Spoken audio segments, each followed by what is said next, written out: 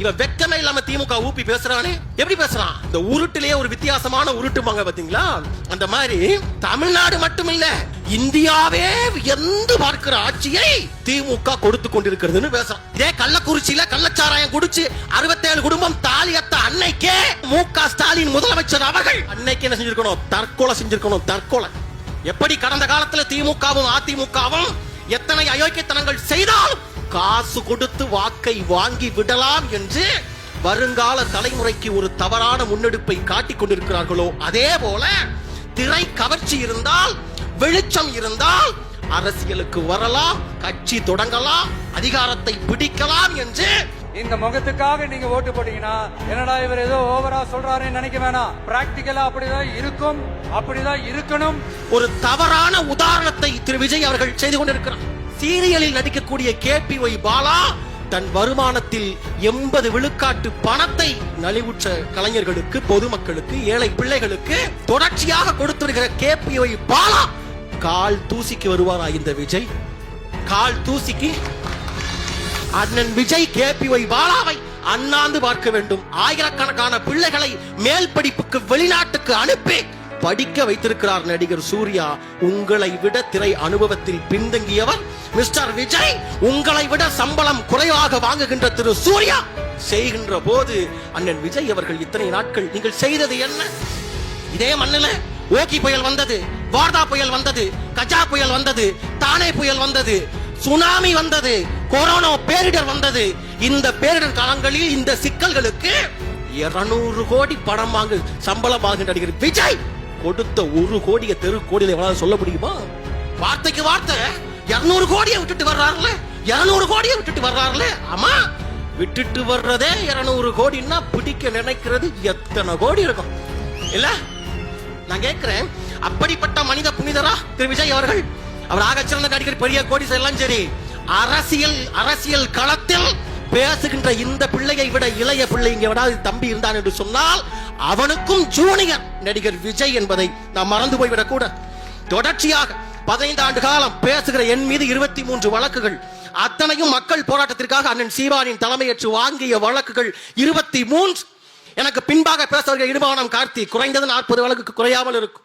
எங்களை எல்லாம் வழி நடத்துகின்ற எங்கள் அண்ணன் சீமா 178 வழக்குகள். அப்ப உங்களுக்கு வழக்க வாங்கி சிறைக்கு போய் சின்ன பின்னமாக அரசியல் பண்ணுகின்ற சீமான் அவரை தாண்டி எந்த வேலையும் பார்க்காம, எந்த இதுவுமே உழைக்காம, இந்த வந்தா ஸ்ட்ரைட்டா ஹீரோ தானா, இந்த அமெரிக்க மாப்பிள்ள அந்த கேமியோ ரோல் வந்தா முதலமைச்சர் தான் என்று நீங்கள் நோகாம வருவீர்கள். பார்த்து கொண்டிருப்பதற்கு தமிழர்கள் என்ன ஏமாளிகளா? ஏமாளிகளா? ஆனா பார்த்து படிக்கிறாங்க பேப்பர் ஸ்கிரிப்ட், பார்த்து படிக்கிறதுல கண்டென்ட் தானே இருக்கணும்.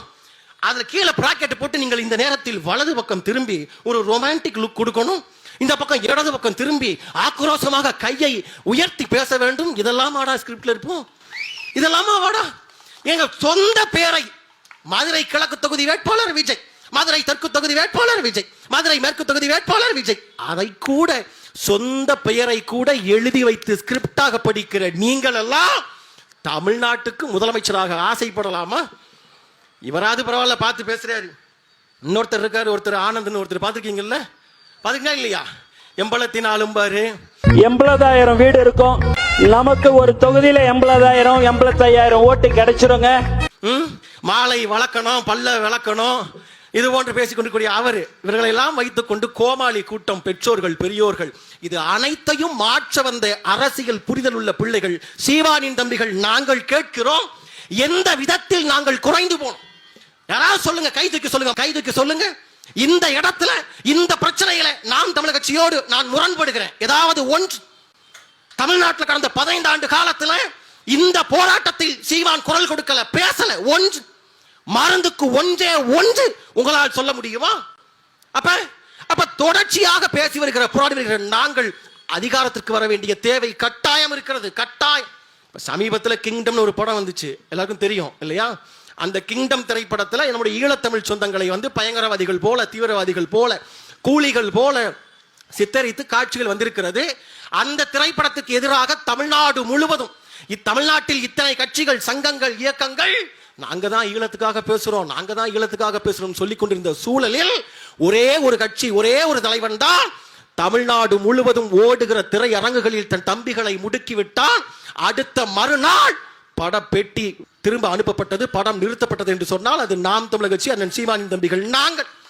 ஏன் மாவீரர் நாளுக்கு நீங்களும் ஒத்த மெழுகுவர்த்தியை வச்சுக்கிட்டு போன மாவீரர் நாளுக்கு ஒரு மெழுகுவர்த்தியை வச்சுக்கிட்டு விஜய் கட்சியை சேர்ந்தவர்கள் வந்து சில காமெடி பண்ணிக்கிட்டு இருந்தாங்க. அங்க கேட்கிறோம், ஈழத்தமிழ் சொந்தங்கள் மேல அவ்வளவு அக்கறை இருக்கக்கூடிய நடிகர் விஜய் அவர்களுக்கு ஏன் கிங்டம் படம் வந்து கண்டிச்சு ஒரு வார்த்தை பேசிருக்கலாமே, ஏன் பேசல? பேசுனா ஜனநாயகம் படம் ஆந்திரா தெலுங்கானாவில் ஓடாது. கடந்த சில மாதத்துக்கு முன்னாடி தக் லைஃப் படம், ஆளாளப்பட்ட கமலஹாசன், ஆளுங்கட்சியோட கூட்டணி ராஜ்யசபா எம்பி, அவருடைய படம் தக் லைஃப் படம். தவறா ஒண்ணும் சொல்லல, தமிழில் இருந்து பிறந்ததுதான் கன்னடம்னு பேசிட்டாரு. அது 100% சத்தியமான உண்மை. ஆனாலும் அந்த மண்ணில் ஆளுங்கட்சி எதிர்க்கட்சி அத்தனை பேர் ஒன்றாக திரண்டு கொண்டு எங்கள் கன்னடத்தை அவமதித்த கமலஹாசனின் தக் லைஃப் திரைப்படம் கர்நாடகாவில் ஓடாது என்று உறுதியாக நின்றான். திரு கமலஹாசனுடைய தயாரிப்பு நிறுவனத்திற்கு சில 100 கோடிகள் வியாபாரம் நஷ்டமாய் போனது. அதையெல்லாம் பார்த்த விஜய்க்கு பயம் இருக்குமா இல்லையா? இன்னைக்கு ஒரு வார்த்தை தெலுங்கு படத்தை கண்டிச்சு பேசணும், ஜனநாயகம் படம் ஓடாது. அப்ப நாங்க என்ன சொல்ல விரும்புறோம்? சொந்த படத்திற்காக, லாபத்திற்காக, ஆதாயத்திற்காக இனத்தை விட்டு கொடுக்கின்ற ஒருவர் எப்படி உனக்கும் எனக்கும் உண்மையும் நேர்மையுமாக நிற்பார் என்று நாம் எந்த அடிப்படையில் இந்த மக்களுக்கு எதுவும் செய்ய வேண்டாங்க, விடுங்க. குறைந்தபட்சம் அவர் சார்ந்திருக்கிற சினிமா, அந்த சினிமா திரைத்துறையில ஒரு காலத்துல பெரிய நடிகராக இருந்து இப்போது வாய்ப்பு இல்லாமல் நலிந்து போய் மருத்துவ உதவி கிடைக்காமல் கஞ்சிக்கு வழி இல்லாமல் சில நடிகர்கள் எல்லாம் கஷ்டப்பட்ட போது தன்னை வாழ வைத்த, தன்னை கோடிகளின் அதிபதி ஆக்கிய சினிமாவில் தன்னோடு நடித்த சக நடிகர்கள் பாதிக்கப்படுகின்ற போது ஒரு 5 லட்சம், ஒரு 10 லட்சம், யாருக்காவது ஒரு முறை விஜய் உதவிய செய்தி உங்களால் காட்ட முடியுமா? எனக்கு முன்பாக முதலாவது பேசிய மூத்த தாத்தா அவர்கள் பேசுகின்ற போது ஒரு செய்தியை பதிவு செய்தார். தனக்கு 82 வயது ஆகிறது, என் மகன் சீமானிடத்திலே நான் சத்தியம் செய்திருக்கிறேன், எத்தனை காலம் ஆனாலும் மகன் சீமானை ஆள வைக்காமல் நான் சாக மாட்டேன் என்று சத்தியம் செய்திருப்பதாக பதிவு செய்தார். மரியாதைக்குரிய தாத்தா அவர்களே, அண்ணன் சீமானை அரியணையில் ஏற்றுவதற்காக 82 ஆண்டுகள் காத்து விட்டீர்கள், ஒரு 8 மாதம் காத்திருக்க மாட்டீர்களா?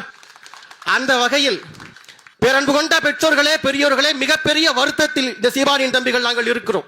காரணம், தொடர்ச்சியாக 15 ஆண்டு காலமாக இந்த மண்ணுக்கும் மக்களுக்கும் எந்த பிரச்சனை வந்தாலும் அந்த பிரச்சனையை எங்கள் சொந்த பிரச்சனையாக கருதி களத்தில் தொடர்ச்சியாக நிற்கிற பிள்ளைகள் சீமானின் தம்பிகள்.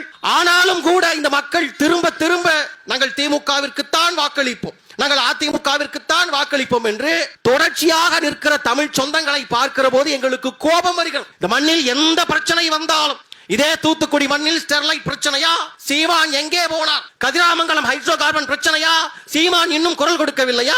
நீட்டு தேர்வு பிரச்சனையா, சீமான் என்ன செய்கிறார்? தமிழ்நாட்டின் சிஏஏ, என்பிஆர், என்ஆர்சி தொட்டு இந்த மண்ணில் எந்த பிரச்சனை வந்தாலும் அந்த பிரச்சனைக்கு போராடுவதற்கு இந்த பிள்ளைகளின் அண்ணன் சீமான் உங்களுக்கு தேவைப்படுகிறார்.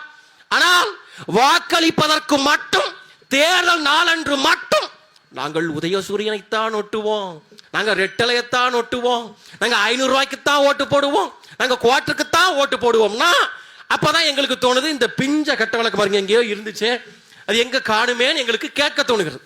ஏன் என்று சொன்னால், பெற்றோர்களே, பெரியோர்களே, ஸல்லல்லாஹு அலைஹி வஸல்லம் நபிகள் சொல்கிறார், உழைத்தவனுடைய வியர்வை காய்வதற்கு முன்பாக அவனுக்கான ஊதியத்தை கொடுத்து விடு, சம்பளத்தை கொடுத்து விடு என்று சொல்லுகிறார். என்று சொன்னால் பெற்றோர்கள், பெரியோர்கள், 15 ஆண்டு காலமாக போராடுகிற பிள்ளைகள், களத்தில் நிற்கிற பிள்ளைகள், வழக்கை வாங்கிய பிள்ளைகள், சீமானின் தம்பிகள், நீங்கள் கொடுத்த ஊதியம் என்ன, சம்பளம் என்ன? அப்ப எங்களுக்கு என்ன கேட்க தோணுது? தொடர்ச்சியா சீமானும் அவன் தம்பிகளும் தான் போராடுறதுக்கு நேர்ந்தப்பட்டிருக்கா, பெத்து போட்டிருக்காங்களா? கொஞ்ச நாள் காலத்தில் தெருவில் இறங்கி ஸ்டாலின், உதயநிதி போராட வேண்டாமா? அந்த ஆசை இல்லையா? கட்டாயம் நடக்கும். ஒரு நாள் இல்லை ஒரு நாள். அப்போது சீமானும் அவன் தம்பிகளும் அதிகாரத்தில் இருப்போம். அப்போது ஸ்டாலின், உதயநிதி ஸ்டாலின், இன்பநிதி ஸ்டாலின், துன்பநிதி ஸ்டாலின் எல்லாம் இது போல தெருவில் இறங்கி வேகாத வெயில்ல இடிக்காதே, சீமான் அரசே இடிக்காதே, எங்கள் தாத்தா கருணாநிதியின் பேனா சிலையை இடிக்காதே, கண்டிக்கின்றோம், முதலமைச்சர் சீமானை வன்மையாக கண்டிக்கின்றோம் என்று போராடுகின்ற காலம் கட்டாயம் ஒரு நாள் வரும். அது உங்கள் கைகளில் தான் இருக்கு, உங்க கையில் தான் இருக்கு. என்னன்னா தொடர்ச்சியா நீங்க பாருங்க, தொடர்ச்சியாக இந்த மண்ணில இந்த மக்கள் எங்கள் தமிழ் சொந்தங்களை ஏழையாவே வச்சிருக்கணும். ஏழையாவே. ஏன்? இவன் தற்சார்பு பொருளாதாரத்துல தண்ணீரை வாயிட்டான்னா ஓட்டுக்கு 500,000 காசு வாங்க மாட்டான். இங்க ஒரே ஒரு பானை சோற்றுக்கு ஒரு சோறு பணம். காவிரி ஆறு பிரச்சனை நீங்க நல்லா கவனிச்சு பாருங்க.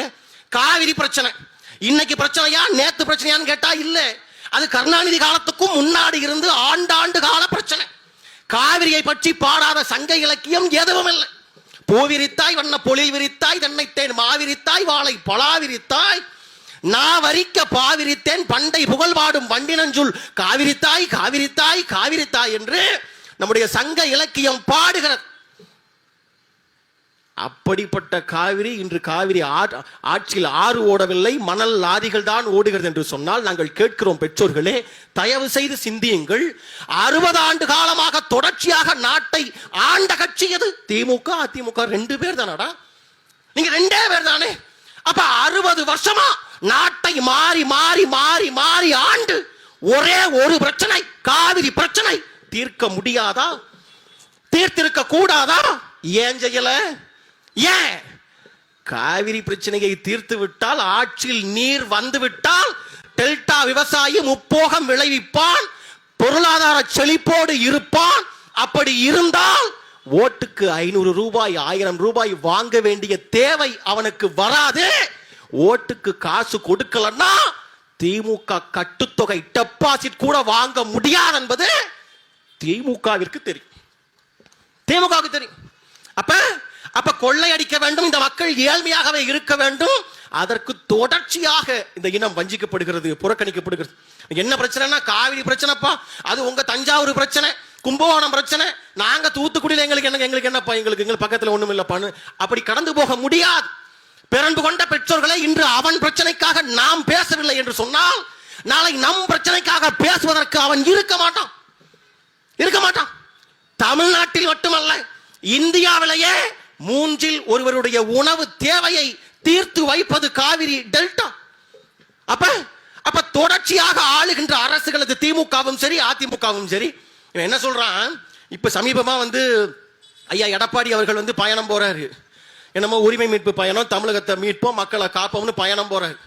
அதுல சில பேர் சொல்றான், இது ஸ்டாலின் ஆட்சிக்கு எடப்பாடி ஆட்சி எங்கிட்டோ பரவாயில்ல போலப்பா, அதுவாது கொஞ்சம் கொஞ்சம் ஆற போட்டு அடிச்சாரு, இவர் ஒரே அடியால அடிக்கிறாரு இவரு அப்படின்னு சொல்லி சில பேர் பேசுறான். எடப்பாடிக்கு இந்த முறை ஒரு வாய்ப்பு கொடுக்கலாம்னு பேசுறான். எடப்பாடிக்கு வாய்ப்பு கொடுக்கறதுக்கு போன முறை ஏன் மாத்தி போட்ட திமுகக்கு, அதுக்கு எடப்பாடிக்கே போட்டுக்கலாமே போன முறை. புரியுதா உங்களுக்கு? அதுக்கு பருத்தி மூட்டை குடோன்ல இருந்திருக்கலாம்ல. எடப்பாடி சரி இல்லை, மாற்றம் வேண்டும், மாத்தி போட்ட ஆட்சி இப்ப சரியான ஆட்சியா இருக்கா? மனசாட்சியை தொட்டு சொல்லுங்க, மனசாட்சியை தொட்டு. நம் வீட்டிலும் பெண் பிள்ளைகள் வைத்திருக்கிறோம், நம் வீட்டிலும் அக்கால் தங்கைகள் இருக்கிறார்கள், பேர குழந்தைகள் இருக்கிறது. நம் வீட்டு பெண் பிள்ளைகளை நம்பி தெருவில் அனுப்ப முடியுதா? காலையில போன பிள்ளை வேலைக்கு போயிட்டு பள்ளிக்கூடம் போயிட்டு பத்திரமா வீட்டுக்கு வருகின்ற வரை ஒவ்வொரு பெத்தவனும் தவிச்சு போய் கிடக்கிறான். நாட்டில் பெண்களுக்கு பாதுகாப்பு இல்லை, குழந்தைகளுக்கு பாதுகாப்பு இல்லை, காவல்துறையால் மக்களுக்கு பாதுகாப்பு இல்லை. சரி, காவல்துறைக்காவது பாதுகாப்பு இருக்கான்னு கேட்டா காவல்துறைக்கே பாதுகாப்பு இல்லை. வெட்டி கொள்றான். அப்ப நாங்கள் கேட்கின்றோம் பெற்றோர்களே, காவல்துறையை கையில் வைத்திருப்பது யார்? காவல்துறைக்கு அமைச்சர் யாரா? மு.க. ஸ்டாலின் நீங்க தானே. இந்த பதவி விலகலாம் போதாது, தற்கொலை செஞ்சிருக்கணும். ஏன்? ஆகா, நம்ம கையில வச்சிருந்த காவல்துறை சரியா வேலை செய்யல, 67 குடும்பம் தாலியத்து இன்னைக்கு வீதிக்கு நிக்குதே, அதற்கு தார்மீக பொறுப்பேற்று ஒத்த புளிய மரத்துல ஒரு முளை கைத்துல தொங்கி இருக்க வேண்டாமா? அப்ப இத்தனைக்கு பின்பாகவும் தொடர்ச்சியாக இவன் வெக்கமே இல்லாம திமுக ஊப்பி பேசுறானே. எப்படி பேசுறான்? இந்த உருட்டிலேயே ஒரு வித்தியாசமான உருட்டுவாங்க பாத்தீங்களா, அந்த மாதிரி தமிழ்நாடு மட்டுமில்ல இந்தியாவே வியந்து பார்க்கிற ஆட்சியை திமுக கொடுத்து கொண்டிருக்கிறதுன்னு பேசுறான். ஆமா, இப்படி கூட ஒரு கேவலமா ஒரு ஆட்சி நடத்த முடியுமான்னு சொல்லி நாடே வியந்து பார்ப்பது உண்மைதான். ஆனால் பெற்றோர்கள் பெரியோர்கள் நாம் திரும்ப அந்த தவறை நம்ம செய்ய போறோமா? மற்ற தொகுதியில திமுக எம்எல்ஏக்கள் பாத்தீங்கன்னா, திமுக எம்எல்ஏக்கள் அமைச்சர் பெருமக்கள்லாம் சாராயம் கடத்தி விற்பான், ஆத்து மணலை கடத்தி விற்பான், கனிம வளத்தை வெட்டி விற்பான், மலையை வெட்டி விற்பான். ஆனா உங்க ஓட்டப்படாரம் எம்எல்ஏ சண்முகையா ரொம்ப நல்லவர், அவர் சிலையும் கூட சேர்த்து கடத்துவேன், நான் நல்லா கடத்துவேன் நானு அப்படின்னு இங்க ஓட்டப்படாரத்துல சிலை கடத்தி திமுகவாகவும் மாறி போனது. போன தேர்தலில் உண்மையிலே வைத்தறிச்சலா இருக்கு, வைத்தறிச்சல். ஒரு ஆகச்சிறந்த வேட்பாளர் நாங்கள் நிறுத்தினோம் 2021 சட்டமன்ற தேர்தலில். ஒரு ஆகச்சிறந்த வேட்பாளரை இந்த மண்ணின் மகனாக, மான தமிழனாக, செந்தமிழன் சீமானின் மறு உருவமாக நாங்கள் ஒரு வேட்பாளரை நிறுத்தினோம். கத்தி கத்தி வாக்கு கேட்டோம். சொந்த காசில் துண்டறிக்கை எடுத்து பிச்சை எடுத்து தெரு தெருவாக வந்து மாற்றத்தை சொல்லி வாக்கு கேட்டோம். நீ எங்களுக்கு ஓட்டு போடல. எனக்கு சண்முகையா தான் இனிக்குது, அவர் தான் நல்லா தூக்கி பெருசா கொடுப்பாருன்னு சண்முகைக்கு ஓட்டு போட்டேன். நடந்துருச்சா? நான் சொல்லட்டுமா ஒன்று, சண்முகையா முகத்தை ஸ்டாலினுக்கே பிடிக்கலையா? உளவுத்துறை ரிப்போர்ட். இந்த தேர்தலில் உங்க ஆள் சண்முகையாக்கு சீட்டு கிடையாது. ஏன்?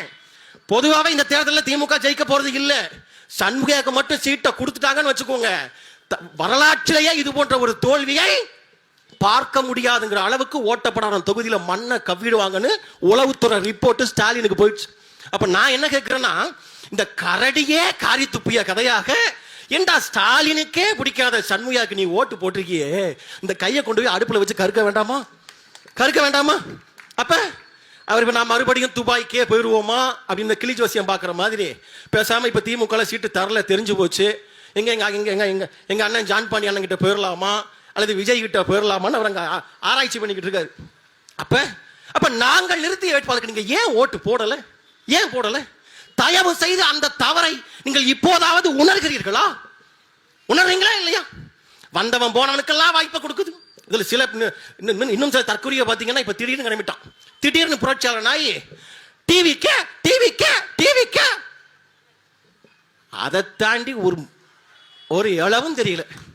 அதுதான் அந்த காணொலியை பாருங்க. டேய் உங்க கொள்கை என்னடான்னு கேட்டா கடைசி வரைக்கும் நான் அதை மட்டும் சொல்லவே மாட்டேன். கொள்கை அது தெரியாது. தளபதி தளபதி தளபதி இந்த எதையோ அறுத்த பன்றி மாதிரி இதையே திரும்ப திரும்ப கத்த தெரிகிறதே ஒழிய வேறு என்ன தெரிகிறது? என்ன தெரியுது? இதுதான் ஒரு அரசியல் செயல்பாடா நான் ஒரு செய்தியை பதிவு செய்ய விரும்புறோம். என்ன அப்படின்னா, இது மிக மிக ஆபத்தான ஒரு அரசியல் முன்னெடுப்பு. இது எப்படி கடந்த காலத்தில் திமுகவும் அதிமுகவும் எத்தனை அயோக்கியத்தனங்கள் செய்தாலும் காசு கொடுத்து வாக்கை வாங்கி விடலாம் என்று வருங்கால தலைமுறைக்கு ஒரு தவறான முன்னெடுப்பை காட்டிக் கொண்டிருக்கிறார்களோ, அதே போல திரை கவர்ச்சி இருந்தால், வெளிச்சம் இருந்தால் அரசியலுக்கு வரலாம், கட்சி தொடங்கலாம், அதிகாரத்தை பிடிக்கலாம் என்று ஒரு தவறான உதாரணத்தை திரு விஜய் அவர்கள் செய்து கொண்டிருக்கிறார். என்ன பேரை சொல்லி பேசுறீங்க அப்படின்னா, அதுதான் முடிவு பண்ணியாச்சு.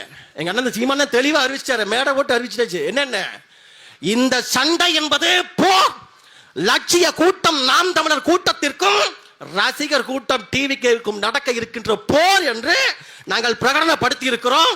இந்த தேர்தலில் நீங்க பாருங்க, திமுக அடிக்குமான்னு கேட்டா அடிக்கும், அதிமுக அடிக்கும். ஆனா இவன் அடிக்க அடி மட்டும் துண்டா தெரியுறாங்கிற மாதிரி சீவானும் அவன் தம்பிகளும் அடிக்கிற அடி இந்த தேர்தலில் கட்டாயம். என்ன ஒரு பெரிய கேள்வினா, அண்ணன் விஜய் ஒரு நல்ல நடிகரா? ஆம், நடிகர். ஒரு சிறந்த நடிகர், சிறந்த ஆட்டக்காரர், நல்ல சம்பளம் வாங்குறாரு, எல்லாம் சரி, எல்லாம் சரி. ஆனால் நாட்டை ஆள்வதற்கு அது மட்டுமே தகுதியாக போதுமானதா?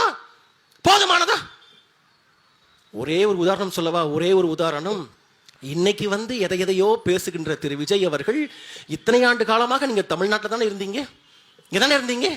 நடிகர் சூர்யான்னு ஒரு மனிதர், விஜய் அளவிற்கு அவ்வளவு திரை கவர்ச்சியோ பிரபலமோ பெறாத நடிகர் சூர்யா அவர்கள் அகரம் அறக்கட்டளைங்கிற பேர்ல கடந்த பல ஆண்டுகளாக ஏழை பிள்ளைகள், தாய் தந்தை இல்லாத பிள்ளைகள், கஷ்டப்பட்ட பிள்ளைகள் நல்ல மதிப்பெண் எடுத்திருந்தால் அகரம் பவுண்டேஷன் மூலமாக இதுவரை 51 மருத்துவர்களையும் ஆயிரக்கணக்கான பிள்ளைகளை மேல் படிப்புக்கு வெளிநாட்டுக்கு அனுப்பி படிக்க வைத்திருக்கிறார் நடிகர் சூர்யா. உங்களை விட திரை அனுபவத்தில் பின்தங்கியவர் மிஸ்டர் விஜய். உங்களை விட சம்பளம் குறைவாக வாங்குகின்ற திரு சூர்யா செய்கின்ற போது அண்ணன் விஜய் அவர்கள் இத்தனை நாட்கள் நீங்கள் செய்தது என்ன? யாருக்காவது ஒரு உதவி? அதே போல நடிகர் கார்த்தி அவர்கள் உழவன் அறக்கட்டளைங்கிற பேர்ல விவசாயிகளுக்கு தொடர்ச்சியாக தன் சம்பாத்தியத்தில், தன் வருமானத்தில் ஒரு பகுதியை எடுத்து இந்த மக்களுக்கு செய்து கொண்டிருக்கிறார். விஜய் செய்த ஏதாவது ஒன்று உங்களால் சொல்ல முடியுமா? சொல்ல முடியுமா? இதை நாங்க சொல்லலை.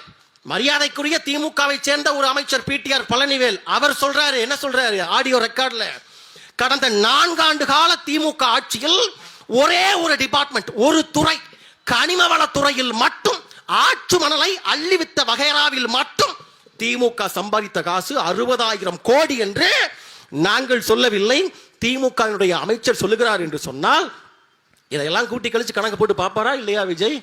எப்படி ஒரு படம் நடிச்சா 200 கோடி 60,000 கோடி சம்பாதிக்கணும்னா 300 படம் நடிக்கணும், அதுக்கு 3 முறை செத்து பிறந்து வரணும், முடியாது.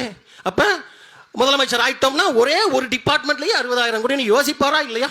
கேபிஒய் பாலான்னு ஒரு தம்பி, கேபிஒய் பாலா அவங்க எல்லாருக்கும் தெரியும், இப்ப வேகமா வளர்ந்து வர்றாரு. அடுத்த ஒரு படம் ஒண்ணு வெளியில வரப்போகுது. தம்பி மிக சிறப்பான தம்பி. அந்த தம்பியினுடைய சம்பளம் அதிகபட்சம் 5 லட்சம் இருக்குங்க, 10 லட்சம் அவ்வளவுதான், அதிகம் தான். ஒரு குறைந்த சொற்ப ஊதியம் வாங்கக்கூடிய சீரியலில் நடிக்கக்கூடிய கேபிஒய் பாலா தன் வருமானத்தில் 80 விழுக்காட்டு பணத்தை இது போன்று நலிவுற்ற கலைஞர்களுக்கு, பொதுமக்களுக்கு, ஏழை தாய் பிள்ளைகளுக்கு தொடர்ச்சியாக கொடுத்து வருகிற கேபிஒய் பாலா கால் தூசிக்கு வருவாரா இந்த விஜய்? கால் தூசிக்கு இருப்பதிலே செல்வது தெரியுமா? நம்ம கிட்ட எக்கச்சக்கம் பொருளும் பணமும் இருக்கின்ற போது அதிலிருந்து அள்ளி கொடுப்பது பெரிய தான தர்மம் அல்ல. இருக்கிற சொச்சத்தையும் சொற்பத்தையும் தூக்கி ஒருவன் கொடுக்கிறான் என்று சொன்னால் அதுதான் ஆகச் சிறந்த தர்மம். அந்த தர்மத்தின் அடிப்படையில் அண்ணன் விஜய் கேபிஒய் பாலாவை அண்ணாந்து பார்க்க வேண்டும். நாங்கள் கேட்க விரும்புவது, சொந்த சமூகத்திற்கே செய்யாத திரு விஜய் அவர்கள் இந்த தமிழ் சமூகத்துக்கு செஞ்சிடுவாரா? அப்ப நாங்கள் முன்வைக்கிற அரசியல் மாற்று அரசியல், அண்ணன் சீமானின் தலைமையில் நாங்கள் பேசுகின்ற அரசியல் மாற்று அரசியல். எனக்கு முன்னாடி பேசின அக்கா சொன்னதை போல தமிழ்நாட்டு அரசியல் வரலாற்றில், ஏன் இந்திய அரசியல் வரலாற்றிலேயே சரிபாதி ஆணுக்கு பெண் சமம் அல்ல, ஆணும் பெண்ணும் சமம் என்று சொல்லி சரிபாதி இடங்களை கொடுத்து ஒரு புரட்சிகர புதுமையான அரசியலை இந்தியாவிற்கே தொடங்கி வைத்த கட்சி நாம் தமிழர் கட்சி. உங்களுக்கு வேண்டுமா வேண்டாம்? நீங்க முடிவு பண்ணுங்க. நக்கல் பண்ணிட்டு இருந்தா பல பேர், நீங்கெல்லாம் ஒரு கட்சியா, நீங்கெல்லாம் ஒரு ஆளா, சீமான ஒரு ஆளான்னு பேசிக்கிட்டு இருந்தா, தமிழ்நாட்டு அரசியல் வரலாற்றில் 3வது மிகப்பெரிய கட்சி நாம் தமிழர் கட்சி. நாங்கள் சொல்லவில்லை, தேர்தல் ஆணையம் சொல்லி இருக்கிறது. 3வது இடத்திற்கும் முதல் இடத்திற்கும் இன்னும் 2 படிகள் தான் ஏற வேண்டும். 8 மாத காலத்தில் அதையும் கட்டாயம் நாங்கள் ஏறுவோம். எனவே இன்றல்ல நேற்றல்ல, 2016க்கு முன்பாகவே தேர்தல் வரைபாட்டு அறிக்கை என்று அண்ணன் சீமானின் தலைமையில் நாங்கள் அறிவித்தோம். ஒரு பானை சோற்றுக்கு ஒரு சோறு பதம் சொல்லவா? கல்வியில் மாபெரும் மாற்றம். அண்ணன் சீமான் அதிகாரத்திற்கு வந்துவிட்டால் என்ன மாற்றம்? இனி இந்த மண்ணில் எவனெல்லாம் அரசு வேலை பார்க்கிறானோ அவன் அத்தனை பேர் விட்டு பிள்ளைகளும் இனி அரசு பள்ளிகள் தான் படிக்க வேண்டும். ஒரு சட்டம் போட்டா என்ன ஆகும்? மாடு மேய்க்கிற நம்ம வீட்டு பிள்ளையும் மாவட்ட ஆட்சியர் கலெக்டர் வீட்டு பிள்ளையும் பக்கத்துல ஒன்னா உட்கார்ந்து அரசு பள்ளியில் படிக்கும். அந்த பள்ளியில பாடம் நடத்துற வாத்தியார், அந்த வாத்தியார் வீட்டு பிள்ளையும் அரசு பள்ளியில் படிக்கும். அப்ப கவர்மெண்ட் ஸ்கூல்ல பாடம் நடத்துற வாத்தியாரு மத்த பிள்ளைகளுக்காக பாடத்தை ஒழுங்கா நடத்துறாரோ இல்லையோ, தான் பெத்த பிள்ளைக்காகவாவது பாடத்தை ஒழுங்காக நடத்துவார். கல்வியின் தரம் தானாக உயரும். இந்த மாற்றத்தை நாங்கள் முன்வைத்து வருகிறோம். உங்களுக்கு தேவை இல்லையா? அதே போல மருத்துவம், இப்ப இருக்கிறதெல்லாம் மருத்துவமனையா? மருத்துவமனையா? ஐயா அனிதா ராதாகிருஷ்ணன் உடம்பு சரியில்லைன்னா அரசு மருத்துவமனைக்கு போவாரா? அம்மா கீதா ஜீவன் போவாங்களா? அப்ப அனைவருக்கும் தரமான சமமான மருத்துவம் இலவசம். அண்ணன் சீமானன் வந்த உடனே 10 மாடி 15 மாடிக்கு அப்பல்லோவுக்கு நிகராக, அப்பல்லோவுக்கும் மேலாக, காவிரிக்கு நிகராக ஒரு ஆக சிறந்த மருத்துவமனை ஒவ்வொரு மாவட்டத்திலும் தேவையான இடத்துல கட்டுறோம். அரசு மருத்துவமனையை கட்டி பளிச்சுன்னு கட்டி நல்ல படித்த பிள்ளைகள், எங்களுடைய அக்கா தங்கைகள் படித்த பிள்ளைகள், அழகான பிள்ளைகள், ஏர் ஹோஸ்டஸ் மாதிரி விமான பணிப்பெண்கள் போல எங்கள் தங்கைகளை புடவை கட்டி அரசு மருத்துவமனையில ரிசப்ஷன்ல வரவேற்பறையில ஒரு கிளவி வைத்தியமாக்க போதுன்னா, வாங்க கருப்பாயி பாட்டி வணக்கம், தூத்துக்குடி அரசு மருத்துவமனை உங்களை வரவேற்கிறது, நான் தங்களுக்கு எவ்வாறு உதவ வேண்டும், வாங்க உட்காருங்க, பிரஷர் பாருங்க, பிபி இருக்கா, சுகர் இருக்கா, டப்பு ரிசப்ஷன்ல லேப்டாப்ல தட்டி கிளவிய லிப்ட்ல ஏத்தி 4வது மாடி இருதயவியல் நிபுணர் மருத்துவர் போங்க லிப்ட்ல போங்க. கிளவி லிப்ட்ல போறதுக்குள்ள கிளவியோட டீடைல் டாக்டர் லேப்டாப்புக்கு போய் உள்ள கிளவி வந்ததுமே வாங்க கருப்பாயி பாட்டி உங்களை வரவேற்கிறேன் என்று சொல்லி மருத்துவர் வரவேற்பார். அந்த மருத்துவருடைய இருக்கைக்கு நாற்காலிக்கு பின்பாக ஒரு படம் மாட்டப்பட்டிருக்கும். அந்த படத்தில் எங்கள் தலைவர் விவாகரன் சிரித்துக் கொண்டிருப்பார். இந்த காட்சி உங்களால் கற்பனை பார்க்க முடிகிறதா? அப்ப உங்களால் கனவு கூட காண முடியாததை, கற்பனை கூட செய்து பார்க்க முடியாத அரசியலை களத்தில் செய்வதற்கு சீமானும் அவன் தம்பிகளும் நாங்கள் துடித்து காத்திருக்கிறோம். தேவையெல்லாம் ஒன்றுதான், உங்களுடைய வாக்கு. தயவு செய்து ஒண்ணே ஒண்ணு சொல்றான், இந்த முறை தயவு செஞ்சு ஓட்டுக்கு காசு கொடுக்கறான்னா, இத்தனை ஆண்டு காலம் பணத்திற்காக வாக்களித்தோம். வருகின்ற தேர்தலில் ஒரே ஒரு முறை நாம் பிறந்த பெருமை மிக்க தமிழ் தேசிய இனத்திற்காக வாக்களிப்போம், விவசாயிக்கு வாக்களிப்போம் என்று தயவு செய்து முடிவெடுங்க, தயவு செய்து. அதனால ஏற்கனவே சொன்னோம், கமலஹாசன் வரும்போது சொன்னோம், அவர் உறுதியாக தனியாக நிக்க மாட்டாரு, எப்படியும் அறிவாலய கழிவறை பக்கம் ஆளை பார்க்கலாம் விரைவில்னு சொன்னோம். கேட்கல. 2019 ஓட்டு போட்ட. இப்ப என்னாச்சுங்கிறத நீயே பாக்குற. இப்போது சத்தியத்தின் பிள்ளைகள், சீமானின் தம்பிகள் மறுபடியும் சொல்லுகிறோம், விஜயை நம்பாத, விஜய்க்கு ஓட்டு போடாத. கட்டாயம் வருகின்ற காலத்தில் அறிவாலயத்தின் பக்கம் அண்ணன் கமலஹாசனுக்கு பக்கத்து இருக்கையில் அண்ணன் விஜயும் எதிர்பார்க்கலாம். எனவே இந்த மகன், இந்த மண்ணுக்காக, இந்த மண்ணை தன் கண்ணை போல நேசிக்கின்ற மகன் அண்ணன் சீமானின் தலைமையில் வெகு விரைவில் இதே இடத்தில் ஒரு ஆக சிறந்த வேட்பாளர் அறிவிப்பு பொதுக்கூட்டம் நடக்க இருக்கிறது. அந்த பிள்ளைக்கு எந்த பிள்ளை அண்ணன் சீமான் கை காட்டுகிறாரோ அந்த பிள்ளையை சொந்த பிள்ளையாக கருதி வருகின்ற தேர்தலில் சின்னமே எண்ணமாக எங்கள் அண்ணன் சீமானே சின்னமாக வரைந்திருக்கின்ற விவசாய சின்னத்திற்கு தயவு செய்து வாக்களியுங்கள். வேட்பாளர் அறிவிப்பு கூட்டத்தில் இன்னும் வீரியமாக, இன்னும் அதிகமாக பேசுவோம். வாய்ப்பிற்கு நன்றி. நாம் தமிழர்.